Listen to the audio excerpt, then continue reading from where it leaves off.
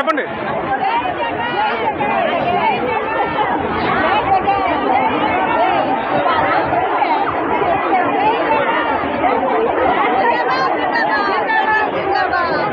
చెప్పండి చెప్పండి గట్టిగా. ఆయనకి వినిపించాలి, ఆయనకి వినపడదు, ఆయనకి గట్టిగా.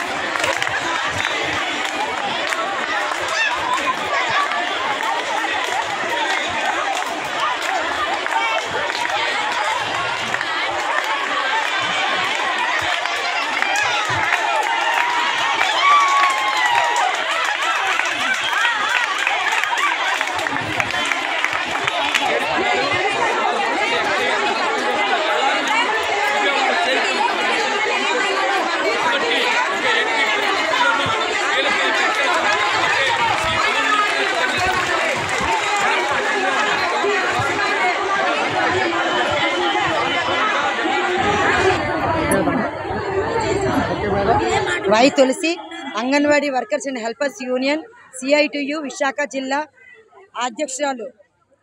మేము 42 రోజుల నుండి కూడా సమ్మె మొదలుపెట్టాము. మొదలుపెట్టిన తర్వాత పలు దఫాలుగా చర్చలు సాగాయి ప్రభుత్వంతో. ఎన్నిసార్లు చర్చలు సాగేటప్పటికీ కూడా వేతనాల మీద అయితే ప్రభుత్వం చర్చించట్లేదు. మా మెయిన్ డిమాండ్ అనేది వేతనాలు, గ్రాడ్యుటీ మీదే ఉండేది. అందువల్ల మేము ఇన్ని రోజులు సమ్మె చేశాము. 42 రోజులు పూర్తయిన తర్వాత 43వ రోజున జగనన్నకు చెబుదాం కార్యక్రమంలో కోటి సంతకాల సేకరణని తీసుకుని వెళ్ళి జగనన్నకి ఇద్దామని విజయవాడ బయలుదేరే తరుణంలో అంగన్వాడీలను ఎక్కడికక్కడికి అరెస్టులు చేసి చాలా నిర్బంధించి ఆడవాళ్ళని వేయకూడని జాగాల్లో చేతులు వేసి చాలా ఇబ్బంది పెట్టిన ఈ పోలీసులు దుర్మార్గాన్ని అరికట్టాలని చెప్పేసి ఎక్కడికక్కడే కూర్చొని అంగన్వాడీలు అందరూ కూడా చాలా ఇబ్బందులు పాలైనా సరే ఎన్ని రోజులైనా విజయవాడలైనా తాడోపేడో తేల్చుకుంటామని చెప్పేసి ఉండిపోయిన తరుణంలో మన విద్యాశాఖ మంత్రి అయిన బొత్స సత్యనారాయణ గారు నిన్న మధ్యాహ్నం 3 గంటలకు చర్చలకు పిలవడం జరిగింది. మీ వేతనాల విషయమై మాట్లాడతామని చెప్పేసి చెప్పడం జరిగింది. అందువల్ల అది కూడా నిజమో అబద్ధమో తెలియదు. ఇదివరకు కూడా చర్చల్లో పిలిచి మమ్మల్ని అంగన్వాడీలో అవమానపరిచే పద్ధతుల్లో మాట్లాడారు. అందువల్ల నిన్నటి కూడా మాకు నమ్మశక్యం లేక ఈరోజు కూడా సమ్మెకు పిలిపించాము. అలాగే రేపు రాష్ట్ర బంధుకు కూడా పిలిపివ్వడం జరిగింది. కానీ నిన్న రాష్ట్ర ప్రభుత్వం సానుకూలంగా స్పందించి అంగన్వాడీలందరికీ ఆమోదయోగ్యమైన అమౌంట్ వేతనం రూపంలో ఇస్తాము, కానీ జూలై నుండి అమలు చేస్తామని చెప్పేసి చెప్పడం, గ్రాడ్యుటీ అనేది కేంద్ర ప్రభుత్వంతో మాట్లాడి కేంద్ర ప్రభుత్వానికి లేఖ రాస్తాము, దానికి సానుకూలంగా స్పందిస్తామని చెప్పేసి చెప్పడంతో అంగన్వాడీలు సమ్మెను విరమించి ఈరోజు ఇక్కడే క్రిస్మస్, జనవరి 1, భోగి, సంక్రాంతి, కనుమ అన్ని పండుగలు కూడా ఈరోజే చేసుకుంటున్నాం. మేమందరం కూడా కొత్త బట్టలు వేసుకొని వచ్చి మిఠాయిలు తినిపించుకొని బాంబులు కాల్చుకొని అందరివి కూడా అక్క చెల్లెల్లాగా అందరివి కూడా విజయోత్సవం జరుపుకొని ఈ రోజే మాకు అసలైన పండుగ వచ్చింది, ఈ రోజే భోగి, సంక్రాంతి, కనుమను కూడా రాష్ట్ర ప్రభుత్వాన్ని తెలియజేస్తూ రాష్ట్ర ప్రభుత్వానికి కూడా వేతనాల పెంపు మీద 3 రోజుల్లో సానుకూలమైన స్పందన చూపిస్తానని చెప్పారు. ఈ సానుకూలంగా ఉండేటట్లు రాష్ట్ర ప్రభుత్వం ఉండాలని, లేనిచో మాకు ఆ సానుకూలత మీద మాకేమైనా ఆమోదం లేకపోతే మేము మళ్ళీ సమ్మెను కొనసాగిస్తామని చెప్పి కూడా రాష్ట్ర ప్రభుత్వానికి హెచ్చరిస్తున్నాము.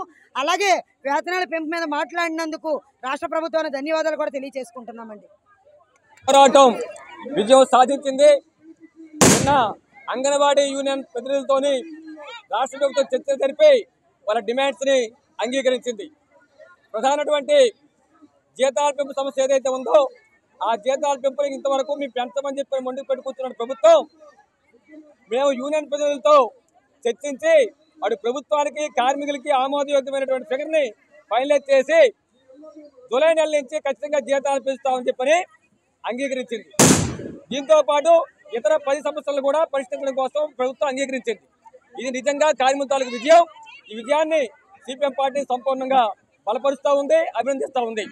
జగన్మోహన్ రెడ్డి ప్రభుత్వం ఈ పని ముందే చేసి ఉండాల్సింది. ఇన్ని రోజులు సమ్మె చేయాల్సిన అవసరం లేకుండా నిర్వహించాల్సింది. ఎందుకంటే ఆ పని చేయకుండా ప్రభుత్వం వేధింపులు గురి చేయడం, బెదిరింపులు గురి చేయడం, ఉద్యోగాలు తొలగిస్తామని చెప్పడం, అలాగే అరెస్టులు చేయడం, స్టేషన్లు నిర్బంధించడానికి నిర్బంధకాన్ని పూనుకుంది. ఇది సరైన కాదని ప్రారంభించి చెప్తున్నాం. ఎస్మా చట్టాన్ని ఉపయోగించింది, సరైన కాదని చెప్పాం మనం. ఏదేమైనా సరే కార్మికులతో సుదీర్ఘ పోరాటానికి ఈ విశాఖ జిల్లాలో ఉన్నటువంటి ఇతర కార్మికులు, వామపక్ష పార్టీలు, ప్రజలు, మీడియా, అనేక తరగతుల ప్రధానికం ఈ పోరాటానికి అండగా నిలుస్తున్నారు. ఎందుకంటే న్యాయమైన పోరాటం కాబట్టి ఆ పోరాటం ఈ న్యాయ పోరాటం విజయం సాధించింది.